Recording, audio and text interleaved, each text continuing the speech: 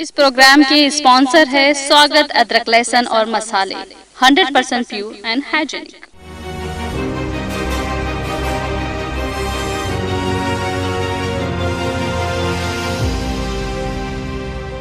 अस्सलाम वालेकुम, आदाब। मैं हूं खलील फरहाद और आप देख रहे हैं प्रोग्राम टुडे इन हिस्ट्री। आइए देखते हैं आज 5 मार्च के अहम तारीख़ी वाक़यात।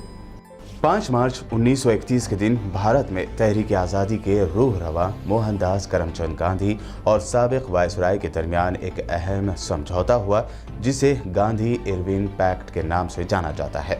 1929 में वायसराय लॉर्ड इरविन ने भारत को डोमिनियन स्टेट्स देने का ऐलान किया था। हालांकि ये क्या होगा, इसके बारे में कोई ठोस रोड मैप नहीं बना था।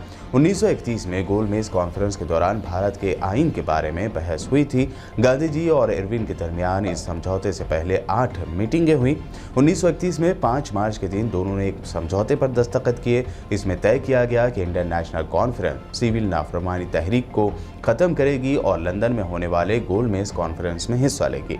इसमें यह भी तय किया गया कि बरतानवी हुकूमत इंडियन नेशनल कांग्रेस की सरगर्मियों पर रोक लगाने वाले सभी अहकामात वापस ले लेगी। तशद्दुद के अलावा सभी क्राइम के केसेस में मुकदमात वापस ले लिए जाएंगे। समझौते में सिविल नाफरमानी तहरीक के दौरान पकड़े गए सभी लोगों को रिहा करना भी तय हुआ। इसके अलावा ये भी तय हुआ कि नमक टैक्स हटा दिया जाएगा ताकि भारतीय शहरी उसे कानूनी रूप से बनाकर बेच सकें और अपने इस्तेमाल में भी ला सकें।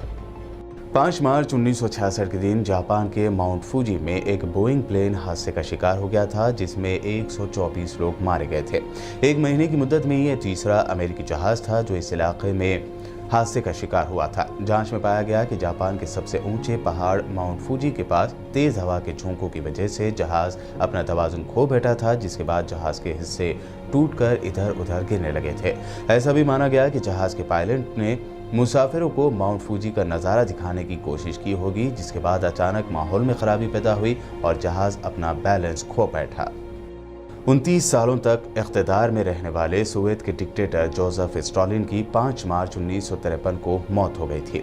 5 मार्च 1953 को जोसेफ स्टालिन की मौत की अफवाहें जंगल में आग की तरह फैलनी शुरू हुई थी। एक सरकारी एलामिये में कहा गया कि 1928 में सोवियत यूनियन के इख्तिदार पर राज करने वाले जोसेफ स्टालिन को ब्रेन हैमरेज हो गया है। इस दरमियान सोवियत यूनियन के अखबार के क़ारीन को ये अफसोसनाक खबर सुनाने की तैयारी में लग गए। अखबारों के पहले सफ़हात पर स्टालिन की सेहत से जुड़ी खबरें शाये होने लगी। उधर दुनिया भर के लीडर स्टालिन को नेक ख्वाहिशात भेज रहे थे। आखिरकार 6 मार्च के दिन जोसेफ स्टालिन की मौत का सरकारी तौर पर ऐलान कर दिया गया। 5 मार्च 2008 को हिंदुस्तान ने एक नए टाइप के सुपरसोनिक ब्रह्मोस मिसाइल का कामयाब टेस्ट किया। यह टेस्ट राजस्थान के सहराई इलाके में पोखरान के टेस्टिंग सेंटर पर किया गया था। ब्रह्मोस मिसाइल का गुज़िश्ता टेस्ट नाकाम रहा था और वो अपने मुकर्रर निशाने पर वार नहीं कर सका था। ब्रह्मोस मिसाइल DRDO ने रूस के साथ मिलकर उसे तैयार किया। 290 किलोमीटर तक निशाना लेने वाला ब्रह्मोस मिसाइल आर्मी के इस्तेमाल के लिए तैयार किया गया है। यह ज़मीन से ज़मीन पर मार करने के लिए बनाया गया और इसकी रफ्तार आवाज़ की रफ्तार से भी तेज़ है। ब्रह्मोस नाम हिंदुस्तान के दरिया ब्रह्मपुत्रा और रूस की नदी मॉस्कोवा के नाम पर रखा गया।